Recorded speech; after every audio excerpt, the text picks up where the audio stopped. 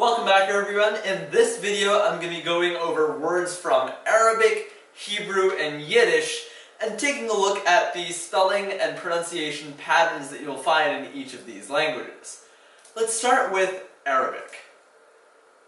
First, with the vowels, you have a simple ah, but not only could you have an A or an O, you could also have an AH. The O is usually only in situations like rock, a legendary bird of great size and strength believed to inhabit the Indian Ocean area. But otherwise you usually have an A, Maulana, a learned Muslim scholar, Sarsar, a whistling, violently cold wind, or a Kamancha, this Arabian violin that has a single string and a gourd resonator. Idga is different because it has an AH. This is a place set apart for public prayers on Muslim feast days. The E sound in Arabic can be spelled with an I or an IH. Kashi is a Persian enameled tile made in the 16th and 17th centuries. You might know this by the brand of cereal, but this is the original meaning. Kitab is a book of sacred scripture. Hakim is a practitioner of traditional medicine. The word Iran is slightly different because it means a state of consecration, and this one has an IH for the E sound instead of just an I. The schwa can be tricky because there's a variety of vowels it can be.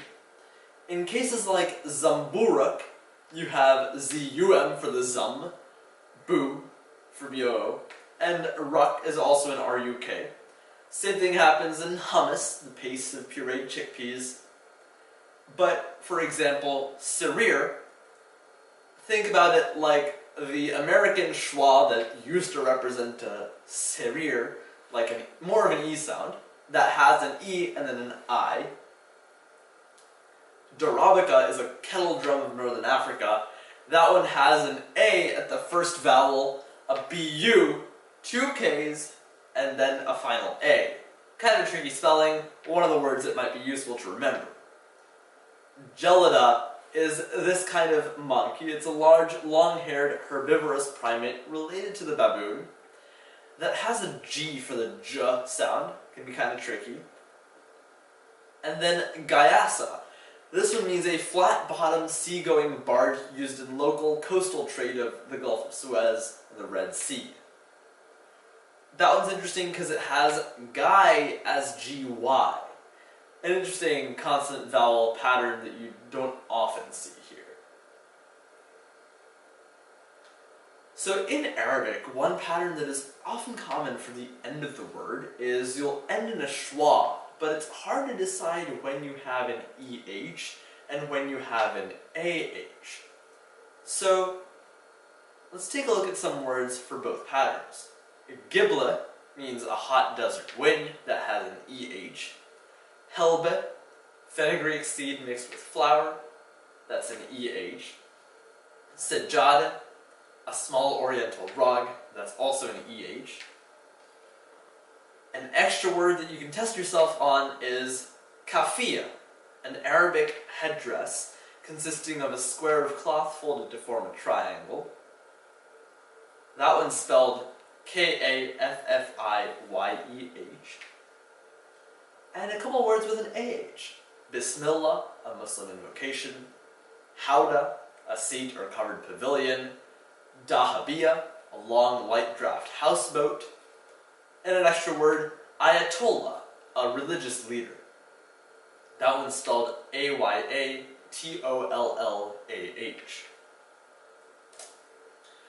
For the K sound, when it's in the beginning or middle of a word, you can often have a K or a KH. When it's at the end, it's possible to have a Q instead, which is usually what you'll have instead of a K or a KH at the end.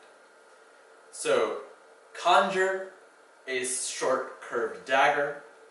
Askari, a native soldier in eastern Africa. Dukan, pearl millet, a type of cereal grass. All of these, so conjure and dukan, as well as sheik, have KHs. Askari and kef have Ks. And then Nastaliq, an Arabic script developed in the 15th century, has a Q at the end.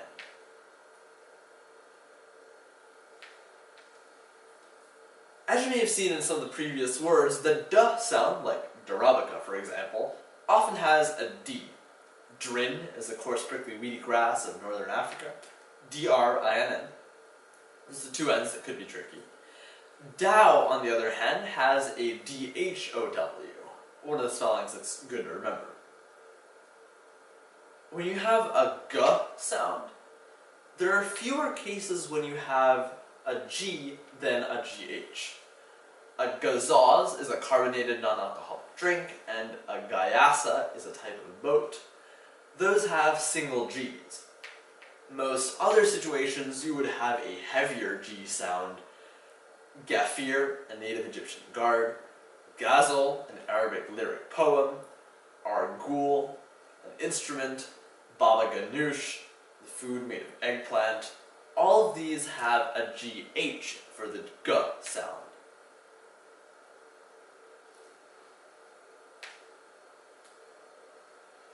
Here's some interesting Arabic words. They're cool because some of them have spellings that you wouldn't expect based on the pronunciation. Hotarit, for example, means mercury, or pressure, when you measure air pressure in millimeters of mercury. Hotarit has an EAU, a pattern that you might often see in French. You wouldn't really expect that often in Arabic here. Harmattan is a dry, dust-laden wind that has two T's. Looks kind of like Manhattan, but it's not pronounced like that. Sirocco means a hot, dust-laden wind from the Libyan deserts. Halva, a flaky confection of crushed sesame seeds in a base of honey. And shumac, a material used in tanning and dyeing. You may have also encountered the word sumac when used to describe trees here. This is another etymology. That takes us to the Hebrew section. Some more words from. It's also an open vowel system here. The ah sound, depending on the word, is going to be an A or an O. Usually you can determine that based on the word and how it's pronounced. The A sound is usually going to be an E instead of more complex vowels. A Golgotha is a place of burial that has an O. A minhag is a Jewish religious custom, has an A. A karpas is a piece of celery or lettuce on the Seder plate. Yetzer is an impulse with which humans are endowed. Seder is a service held on the first evening of Passover. Hallel is a selection of psalms of praise. Take a note of the LL at the first L sound and the single L at the second L sound.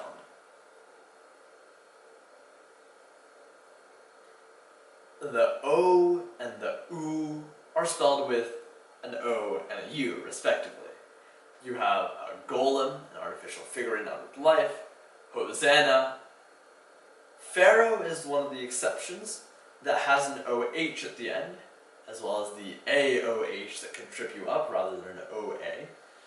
Make sure to know the spelling. It's a common word that you might see. Ulpan, a study center in Israel, and Pilpul, critical analysis between scholars. Both of these have U's. For an extra word, you can look up pasul.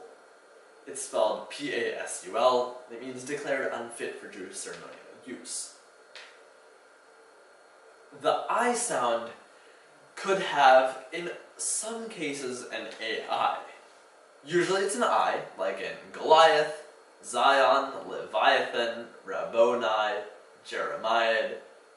Magayanin is interesting because it's a chemical substance, which sort of changes the context of things a little bit. This one has M-A-G-A-I-N,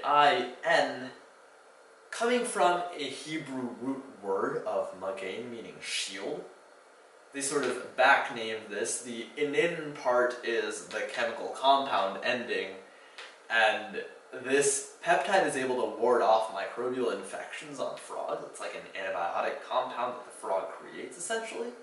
So that's sort of how the scientists named the compound. And for an extra word, you can look up haikal.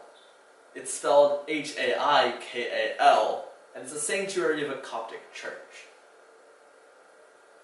So here's an opportunity for you to practice some of these words.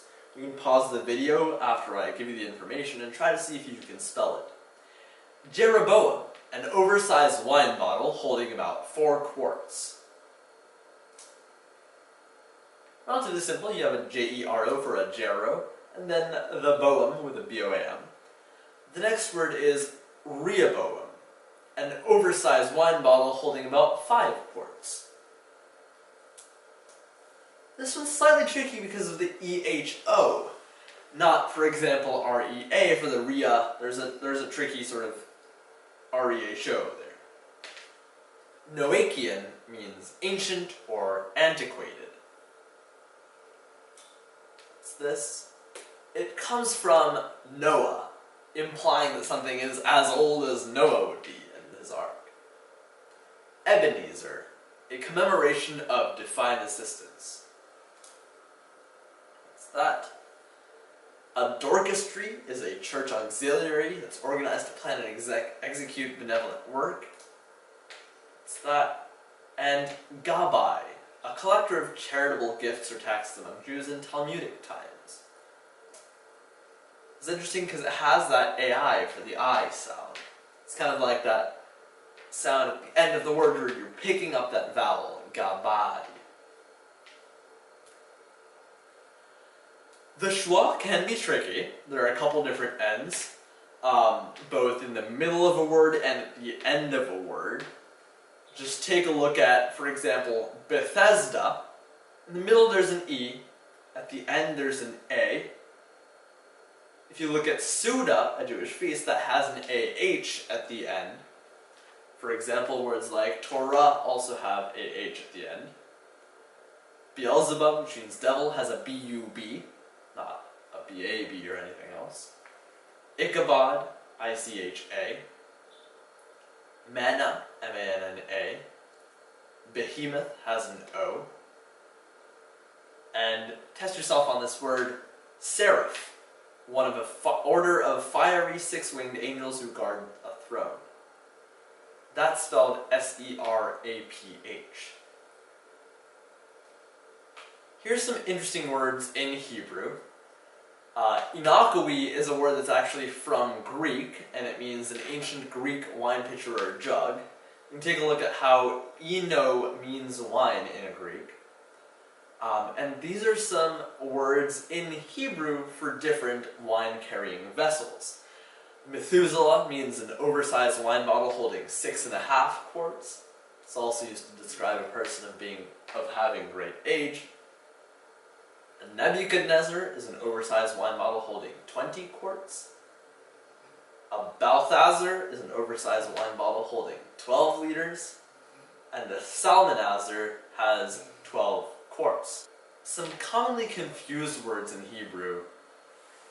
Over here, for example, take a look at these 3. So the word menorah has an M-E-N-O-R-A-H. Kinara, the Swahili word, is also a candelabra with 7 candlesticks. This one's used in celebrating Kwanzaa. This has a K-I-N-A-R-A. And then a kinura is a set of reed organ pipes used in theater organs for comic effects. It's like that nasally sound. Then you have minyan. M-I-N-Y-A-N is the quorum or number necessary for conducting Jewish public worship. Not to be confused with minion, like the minions in the movies, or the literal minions, underlings, or mignon, a shade of purple, or mignon, daintily small or petite. Words that can be easily confused, homonyms, close homonyms. Keep these in mind, know the differences based on their definitions and their etymologies. That brings us to Yiddish. So here are some common words from Yiddish. Many of you may have heard of latkes. Here, the ah sound and the aw sound are going to have that A and O. A bialy is a flat roll covered in onion flakes. Tchotchke, little knickknacks. daven, to recite prescribed prayers and liturgies. Landsmannschaft, a Jewish association of Landsleute, organized for social and philanthropic purposes. Landsleute is the plural of Landsman. It's a fellow Jewish person originally from the same town or section, especially of Eastern Europe.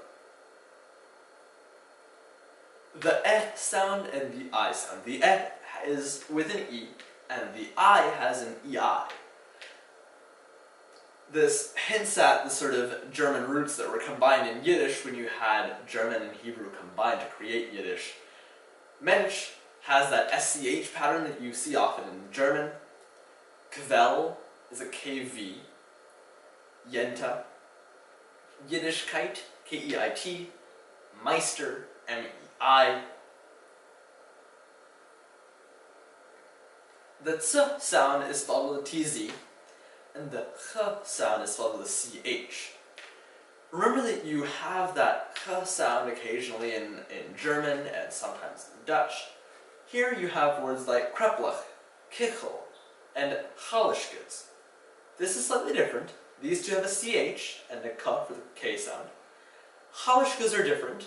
This is a food made of cabbages, stuffed cabbage, and that ch at the beginning has an H. Interesting, keep that in mind, remember this word. Blintze, thin rolled pancakes, has a TZ in the middle, and so does klutz, a clumsy or awkward person. More words with that CH ending. Ingberlach, a candy made of ginger and honey. Leckach, a leavened honey cake. Kremsel or kremsel, a flat fried cake made with matzo meal. Knedel, over here, little dumplings and balls. The plural is knedelach, not knedels. A good plural to remember, because not only does it pluralize in an interesting form, you also have to remember to put that CH there for the plural. Bench means to recite a blessing or say prayers. It's interesting because it sounds like the ch, but it's actually an SH. Some practice words for you. Schlock, of low quality or little worth. Spelled like that SCH that you have from German. Fleischig, Jewish cookery made of, prepared with, or used for meat or meat products. That G for the k sound at the end. Milchig, made of or derived from milk or dairy products used in Jewish cooking. That has that CH for the k sound. Kugel, a baked pudding, as in potatoes or noodles, served as a side dish or dessert. It's spelled like this. Luftmensch, an impractical, contemplative person having no definite trade, a dreamer. That. It's like a person whose mind is flying in the clouds, Luft. Shtetl, a small Jewish town or village formerly found in Eastern Europe, is SHTETL, and the plural of shtetl is shtetlach, with that same LACH as you had in a couple words before. And that concludes the Arabic, Hebrew, and Yiddish. Thanks for watching, I hope that helped, and I look forward to seeing you in the last video coming.